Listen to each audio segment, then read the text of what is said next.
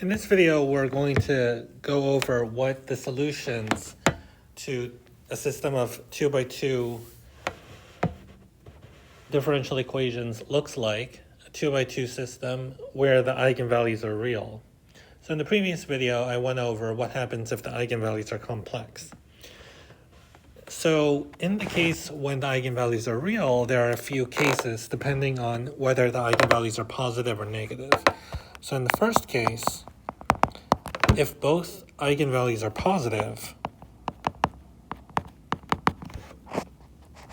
why is this going to happen? Well, let's just look at a typical example. So suppose that x1 was c1 e to the t and x2 is c2 e to the 2t. Well, what's going to happen is that, this is a c1, c2, right?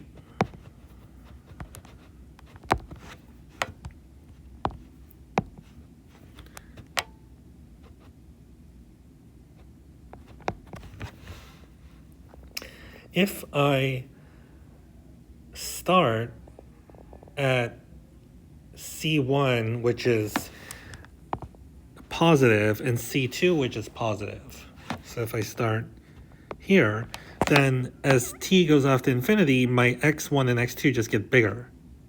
So it's just going to go off to infinity like this, right?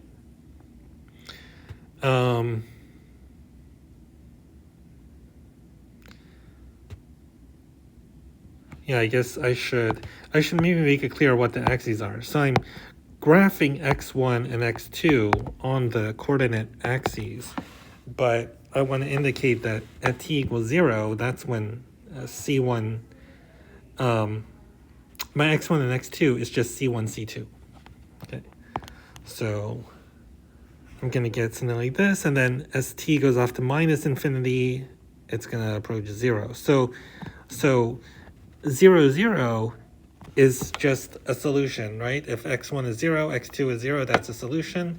And then I have, like, as t goes to minus infinity, my curves would approach the origin. But as t goes off to positive infinity, the curves go away from the origin. So so I'm going to get something like this. So if my initial x1 at t equals 0 is c1, a positive c1, then, and my c2 is 0, then it's just going to be a straight line.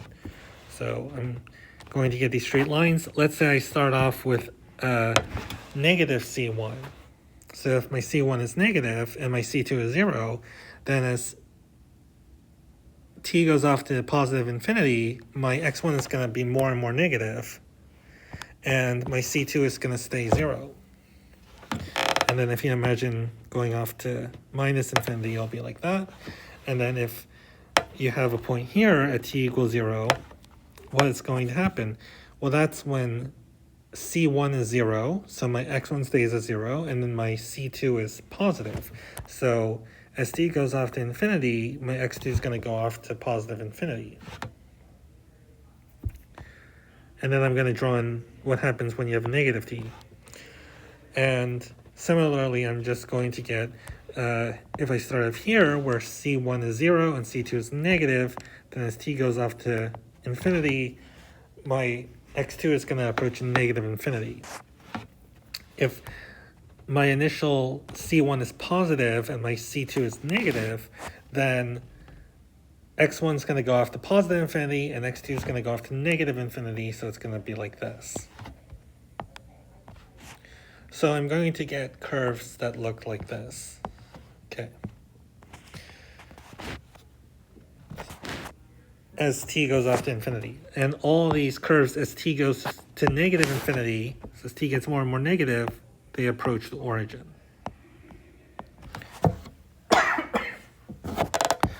And the actual shape of the curves is going to depend on the eigenvalues themselves, right? So in this case, if you look at this specific example, where my eigenvalues are 1 and 2, well, if, let's say you start off at c1 equals 1 and c2 equals 1, then I just get x1 equals e to the t, x2 is e to the 2t, so I get x2 is equal to x1 squared. So I'm going along the parabola y equals x squared. So it really depends. The shape is going to depend on the eigenvalues, and it's going to depend on where you start off, like what the initial conditions are. But in terms of the fact that these curves are going away from the origin as t goes off to infinity, that's just true whenever you have positive eigenvalues. So solutions will go away from 0, 0 as t goes off to positive infinity. And so we say that 0, 0 is a source.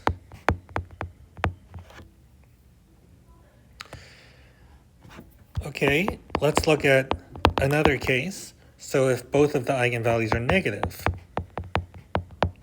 Well, if both of the eigenvalues are negative, then what happens is, so if you look at this previous example, except just sticking a minus in the exponent, so c1 e to the minus t, c2 e to the minus 2t. Now, when t goes off to minus infinity, that's when x1 and x2 go off to infinity, right? So it's the reverse direction as the previous example. So you're going to have the exact same thing, the same trajectories, just in the other direction. So you're going to have something like this.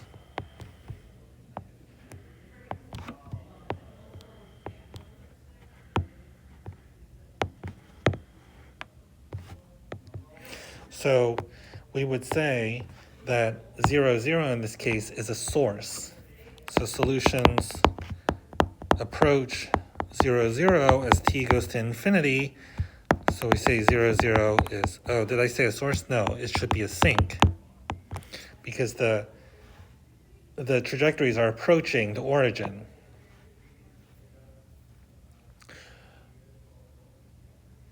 Okay, now let's look at what happens if one of the eigenvalues is positive and one of the eigenvalues is negative. So if you have something like this, let's look at an example. For example, you get if x1 of t equals c1 e to the 5t and x2 of t equals c2 e to the minus 7t, for instance. So again, let's look at what happens to the trajectories. Suppose that x1 and x2 are positive. So you start off at t equals 0 at some point c1, c2, which are both positive. Well, in this case, as t goes off to infinity, x1 is going off to infinity, but then x2 is going to 0, right? Because of the negative exponent. So that's going to look something like this.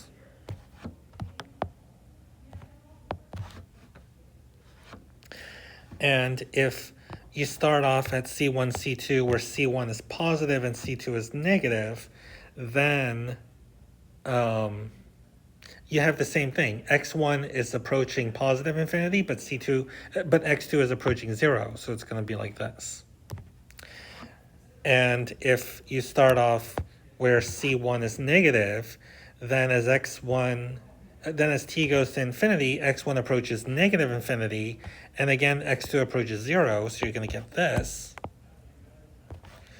And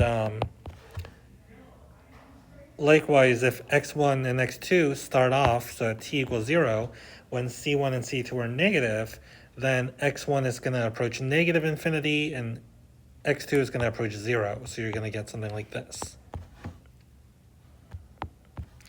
Okay, what happens along the axes? Well, if c1 is positive and c2 is 0, then x1 is going to approach positive infinity as t goes off to positive infinity, and x2 stays at 0. So you're going to get this. And then similarly, if c1 is negative, then my trajectory approaches minus infinity and stays at x2 equals 0.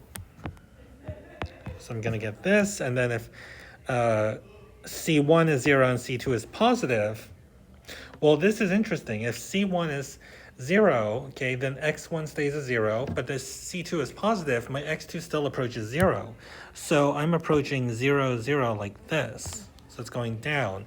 And if C2 is negative, and C1 is 0, then I'm still approaching 0. So I'm approaching 0. My y values, or my x2 values are approaching 0 no matter what. So you're going to get this. So it's interesting because if you look at kind of to the left of the x2 axis, so if you look at things here, right, my x values, my x1 values are going off to minus infinity, and if you look at things to the right here, my x1 values are approaching positive infinity. So it's not like all of them are approaching 0, 0. You just have, I mean, the only things approaching 0, 0 are actually on the x2 axis. Because if you have anything that's like this, and it's sort of getting close to 0, 0, but it's actually going to deviate like that and go off to infinity along the x1 axis.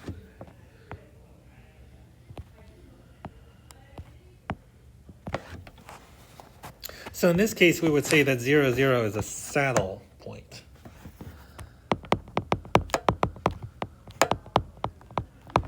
I'm not giving a precise definition of a saddle point, but basically around 0, 0, if you just kind of zoom in around 0, 0, you have curves that are going, that are approaching 0, 0, but then going away from 0, 0. That's basically the idea of a saddle point. Okay, so we still have a few cases left. Well, the only cases left, actually, are when one of the eigenvalues is 0. So if one of the eigenvalues is 0 and the other eigenvalue is positive, so let's just look at a concrete example. So a concrete matrix A would be if you had 0 and if you had a diagonal matrix and you had 0 on one of the diagonal entries and then a positive number like 2 on the other diagonal entry. So you can have something like x1 of t equals, well, it's e to the 0t. That's just c1. C1 e to the 0t is just c1, and then x2 of t would be c2 e to the 2t, for instance.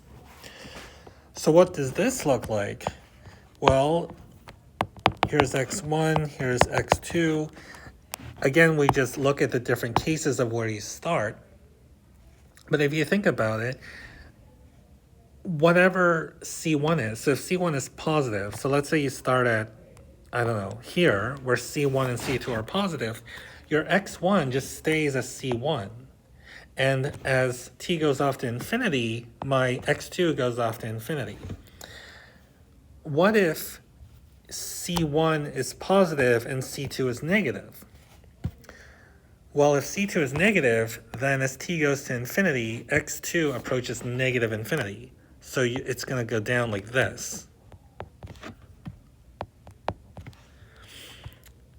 And similarly, if C1 is negative, I mean, it doesn't actually matter. Your x1 just stays as C1. So you're going to get the same behavior.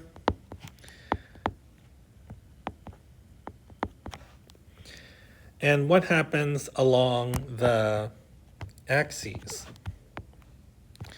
Well, it's the same thing along the x2 axis, and then you have the origin, and then along the x1 axis. So let's say that you had a point here. Let's say that was your initial value. Then that's when C2 is 0. So actually, your point just stays as C1 comma 0. So you have all these points along the x1 axis that as t goes off to infinity, they just stay there. There's no real trajectory. It's just that point. So that's what this looks like. And case 5, of course, is just when one of the eigenvalues is positive and then the other eigenvalue is negative. So let's say lambda 2, let's say, is negative. So you could just easily come up with an example by just changing the eigenvalues. So for instance, you could have your matrix A be the diagonal matrix with entries 0 and negative 2 on the diagonal. Then your x1 of t would just be c1, and your x2 of t is c2e to the minus 2t. And it's just the same thing as before, except with the arrows reversed. So you have, if c2 is positive, well, it doesn't really matter. No matter what c2 is, your x2 approaches 0. And your c1, your x1 stays as c1. So you just get these vertical lines like this. And then all the points on the x1 axis just stay where they are. So this was the different cases when you have real eigenvalues.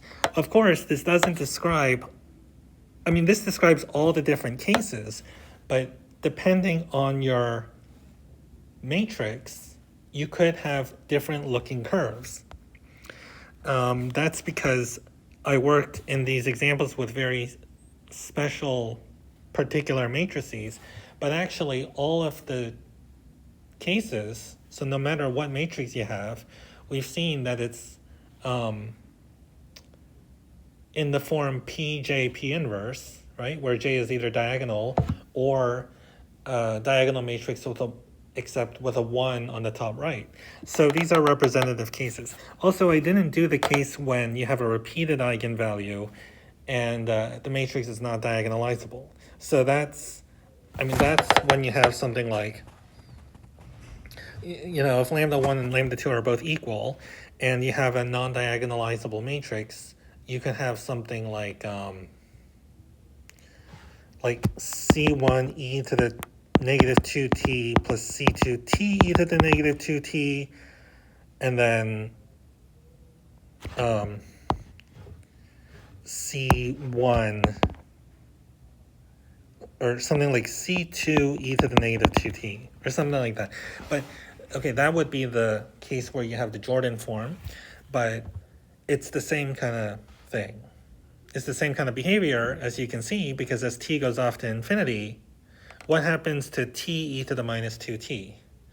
That will go to 0, right? By L'Hopital's rule, t over e to the 2t will approach 0 as t goes to infinity. So you still have the same behavior even in the repeated eigenvalue case of the curves approaching the origin as t goes to infinity.